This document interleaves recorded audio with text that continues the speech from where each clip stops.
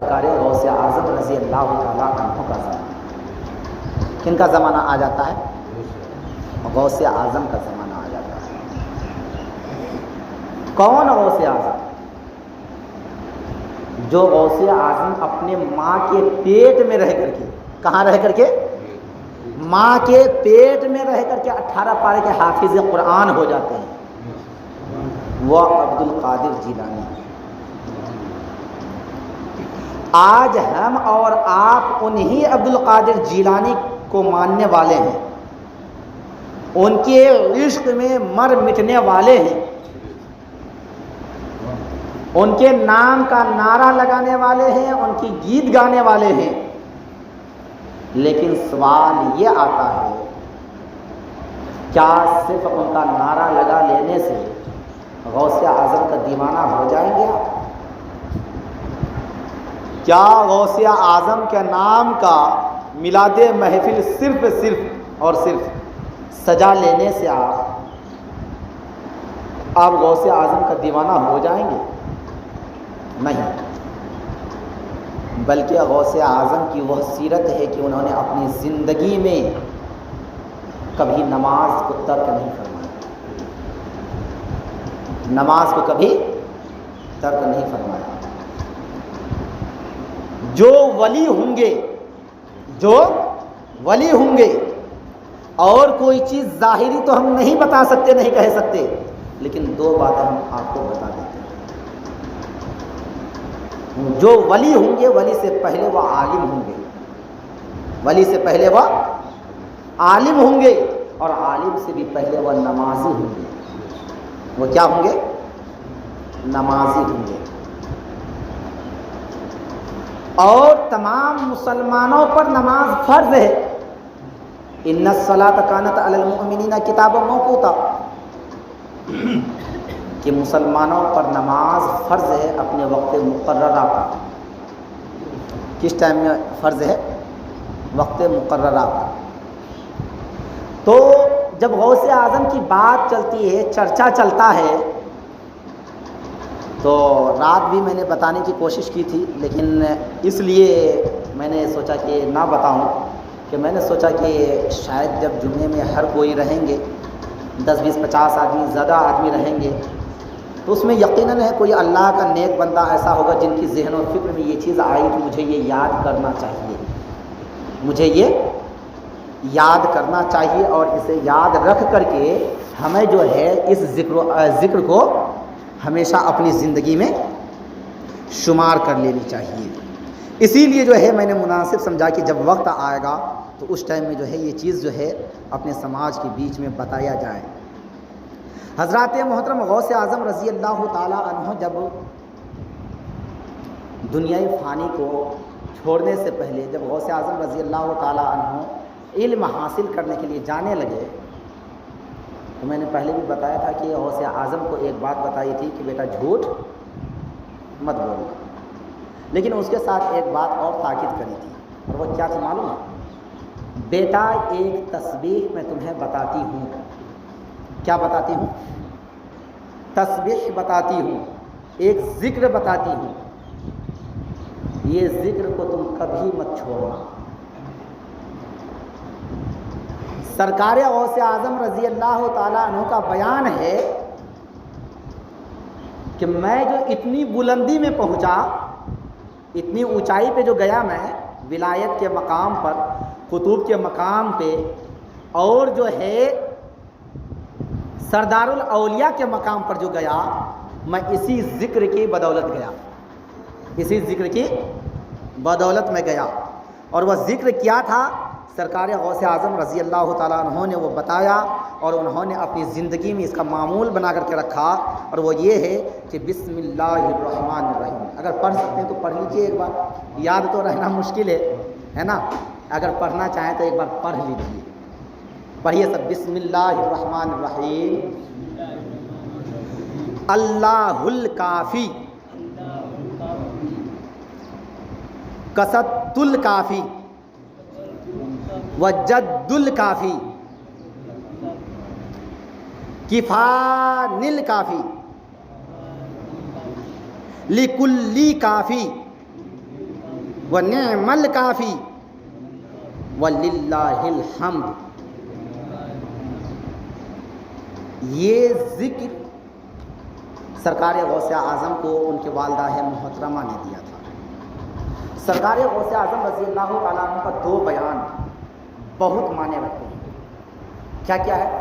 سب سے پہلا بیان ابھی میں نے آپ کو بتایا کہ سرکار فرماتے ہیں کہ مجھے جو اتنا اونچا مقام ملا اسی ذکر کے طفیل میں ملا، اسی کی برکت سے ملی. اور دوسرے میں سرکار غوث اعظم رضی اللہ تعالیٰ عنہ فرماتے ہیں کہ جب میرا زمانہ آخر آیا تو ہوتا ہے نا آدمی کی یہ صحت کمزور ہوتا جاتا ہے، تو کبھی نماز نہیں پڑھ پاتے ہیں، کبھی روزہ نہیں رکھ پاتے ہیں، کبھی یہ نہیں کر پاتے ہیں، کبھی وہ نہیں کر پاتے ہیں. ہوتے ہوتے وقت آخر تک یہ ہوتا ہے کہ وہ تمام دنیات والی چیزوں سے اور فرائضوں سے دور ہو جاتے ہیں، ہوتا ہے نا. لیکن سرکار غوث اعظم رضی اللہ تعالیٰ عنہ ارشاد فرماتے ہیں کہ جب میرا وقت آخر آیا تو میں نے تمام ذکر و اذکار کو چھوڑ دیا، تمام ذکر و اذکار کو چھوڑ دیا. لیکن مرض الموت، وقت الموت تک جب میں اس دنیا فانی کو چھوڑنے کا وقت میرا آیا تب بھی میں نے اس ذکر کو نہیں چھوڑا تھا، تب بھی اس ذکر کو میں نے نہیں چھوڑا تھا، بلکہ آخر ٹائم تک میں نے پڑھا تھا. اب اندازہ لگائیے کہ اس ذکر کا جو ہے مقام کتنا اونچا ہوگا، اس کی شان کتنی اونچی ہوگی. اور غوث اعظم رضی اللہ تعالی عنہ کی شان،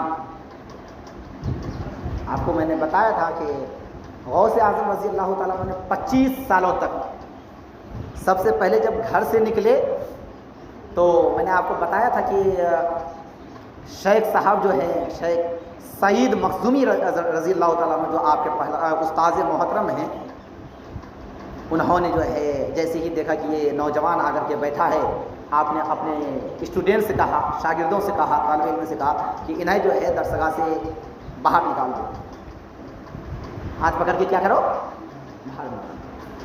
3 بار کیا، پھر چوتھی بار جب آئے سرکار غوث پاک اس جلسے میں یعنی کہ درسگاہ میں، تب کیا فرماتے ہیں حضرت شیخ سعید مخزومی رضی اللہ تعالیٰ عنہ کہ اس نوجوان کو اٹھا کر کے میرے پاس لا کے بیٹھاؤ، میرے پاس لا کر کے بیٹھاؤ. پھر اپنے شاگردوں سے کہا کہ دیکھا ان کا مقام کیا ہے، ان کے دل، ان کے صبر، ان کے تحمل کا اندازہ تم لوگوں کو پتہ چل گیا نا. اور ہم نے جو ایسا کرایا اس لیے ابھی کرا دیا کہ بعد میں تم لوگ اعتراض نہ کر پاؤ، اس لیے تمہارے سوال کرنے سے پہلے ہم نے تمہیں جواب دے دیا. 7-8 سال آپ جو ہے مدرسے میں پڑھے، اس کے بعد پھر وہی عشق، مجھے کیا بننا ہے عاشق. 25 سالوں تک آپ نے جنگل کھائے، پتے کھائے، پیڑ کے جو ہے وہ پتیاں وغیرہ کو جو ہے کھا کر کے اپنی زندگی کو گزاری. لیکن پھر بھی اللہ کا ذکر نام زبان سے ختم نہیں ہوا. اور مطلب بھوکے پیاسے رہ کر کے 2 پتھر پیٹ پہ باندھ لیا کرتے تھے، آپ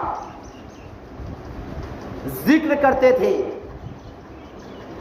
لیکن پھر بھی یہ نہیں کہتے تھے کہ ہمارے پاس تو کھانے کے واسطے کچھ کرے تو میں عبادت الہی کس طرح سے کروں. پھر بھی وہ عبادت الہی کرتے تھے،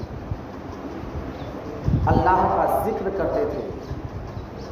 کیونکہ وہ جو کھانا چھوڑے تھے، شہر بغداد کو چھوڑا، ایران کا وہ شہر جہاں پہ آپ کی پیدائش ہوئی، گیلان کو چھوڑا، تو عاشق بننے کے لیے چھوڑا. تو عاشق بننے کے لیے تو آپ کو بہت امتحان دینا پڑتا ہے. اگر تھوڑی سی یہاں اسٹاپ کر کے ایک شبد میں اپنے نوجوانوں سے کہوں تو شاید آپ لوگوں کو برا بھی لگ سکتا ہے اور ہنسی بھی آ سکتی ہے،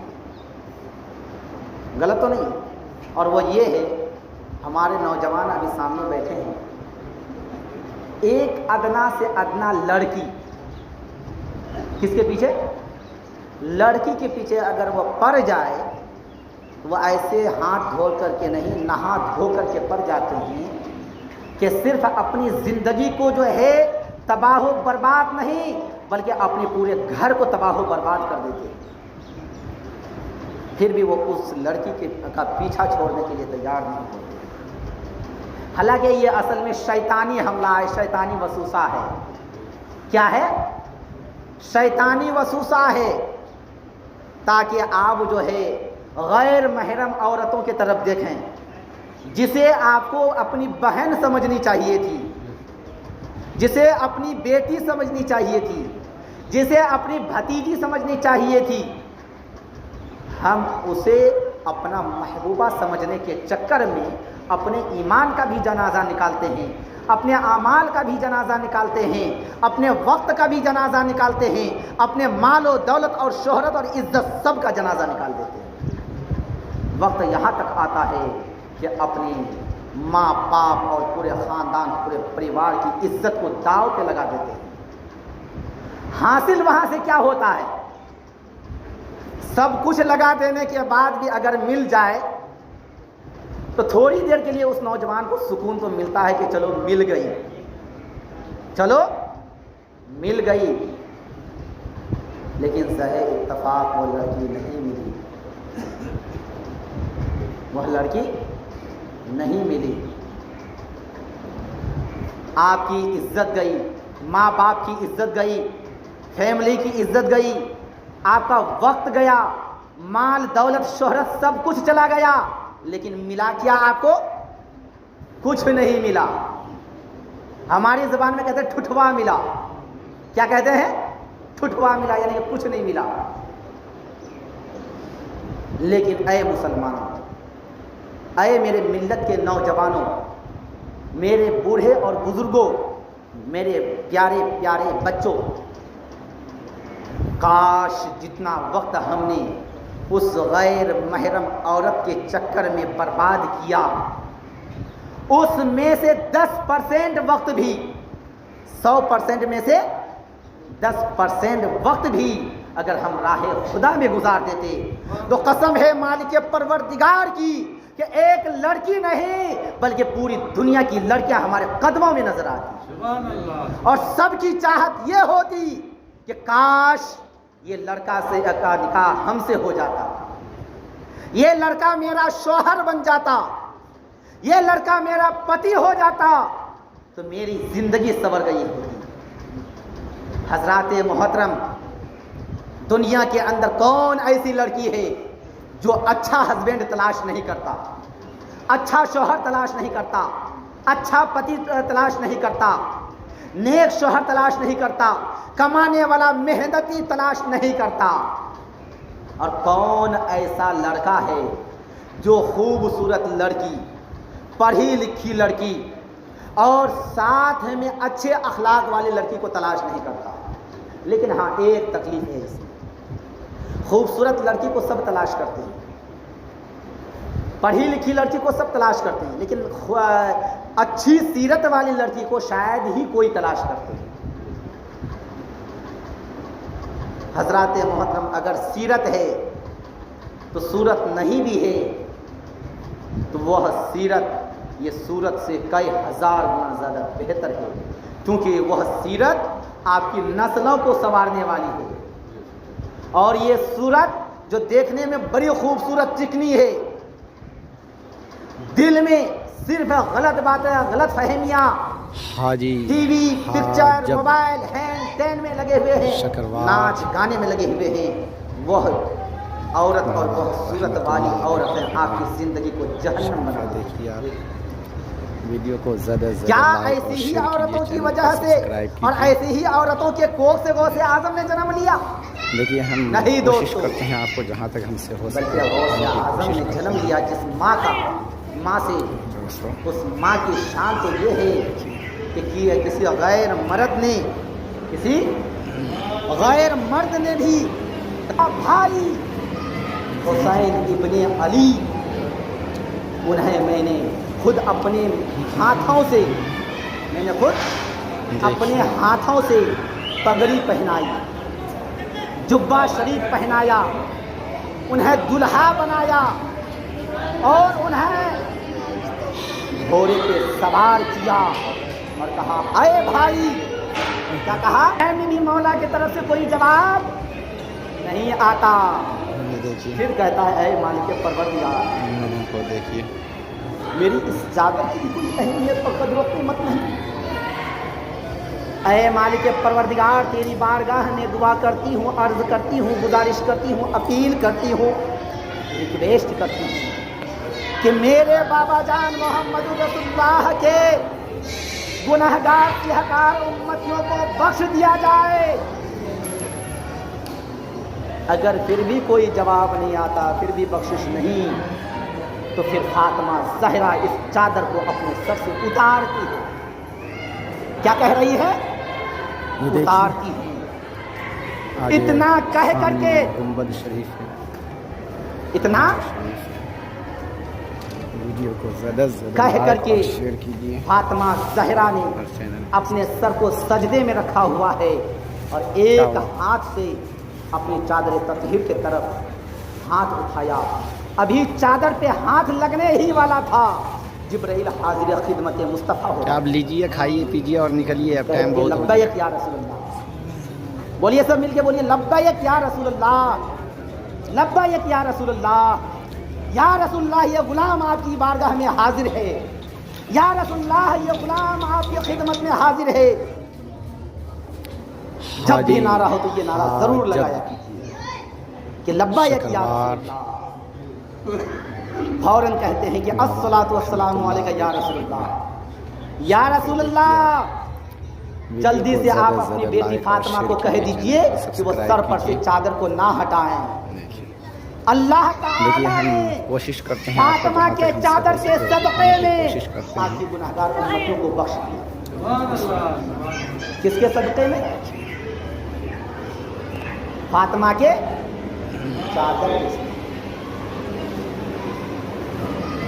जब ये कह दिया, अब फातिमा सर को उठाती है, फिर अल्लाह का शुक्राना अदा करती है कि मौला, तूने मेरी चादर की इतनी बड़ी लाज रख ली कि मैंने सर पे से सिर्फ जो है धमकी दी थी। क्या दिया था? कि जब ये चादर की कोई अहमियत नहीं, चलो उतार देते, लेकिन पापा के सामने में, इतने सहाबा के सामने में, जो मेरी निगाहों में गैर महरम है। कौन है? गैर महरम है, उनके सामने में कैसे चादर दी? लेकिन हाँ, अरे मेरी माँ, मेरे बाबा जान के कलमा पढ़ने वालियों, औरतों और मेरी खादिमाओं, सुनो, ये पैगाम तुम्हें इसलिए हमने दिया कि फातिमा ने जिंदगी में कभी चादर सर पे से नहीं उतारा। एक बार जब उतारने की भी कोशिश की तो तुम्हारी मगफिरत के लिए, तुम्हें जहन्नम से आज़ाद करके जन्नत में दाखिल करवाने के लिए करा। चादर तक अभी हाथ नहीं पहुंचा था कि जिब्राइल खिदमत में हाजिर हो गया। आगे कहा, ठीक है ऐ फातिमा, तेरी बात को अल्लाह ने तो सुन ली। तो कहा, ठीक है, सुन लिया, तो हमने तो चादर को नहीं उठाया, आप अपने सर को उठाइए। बोला, ऐ जिब्राइल, मेरे रब ने क्या हुआ? मेरे गुनहगार सिहकार उम्मतियों में से कितने उम्मती को बख्शा? गौर कीजिएगा। बस आप लीजिए, खाइए, पीजिए और निकलिए, अब टाइम बहुत हो गया। कहा, मौला, 1/4। कितना? 1/4, यानी कि 1 रुपए में से 25 पैसे बख्श दिए। बोले, मैं हूँ वमा अरसलनाका इल्ला रहमतल लिल आलमीन, रब ने मुझे रहमत वाला बना करके भेजा है। जब मैं जन्नत में, मेरा 25% जो है जहन्नमी गुनहगार उम्मत जन्नत में और 75% जहन्नम में, ये मुस्तफ़ा को गवारा नहीं। वीडियो को ज़्यादा से मुस्तफ़ा को ये गवारा कीजिए, चैनल को सब्सक्राइब नहीं। कीजिए। फौरन जिब्राइल गए रब की बारगाह में मौत। देखिए, हम तैयार कोशिश नहीं करते हैं आपको जहाँ तक क्यों? हमसे हो सके। बोले 25% से काम चलने वाला नहीं। बोले जा कह दे कि 50%। दोस्तों, बोले फिर भी नहीं मानता, सर सजदे से नहीं उठेगा। यहाँ तक कि मुस्तफ़ा सजदे में सर रख के क़यामत आ जाएगी, लेकिन सर को नहीं उठाएगा। गया जिब्राइल, मौला नहीं उठा रहे हैं। बोले जा बोलते 75% गुनहगार उम्मतियों को जहन्नम से आज़ाद करके जन्नत में दाखिल। 75% जन्नत में और 25% जहन्नम में। क्या वो मेरी उम्मत नहीं? क्या वो मेरा कलमा गो नहीं? क्या वो मेरा दीवाना नहीं? क्या वो मेरा मस्ताना नहीं?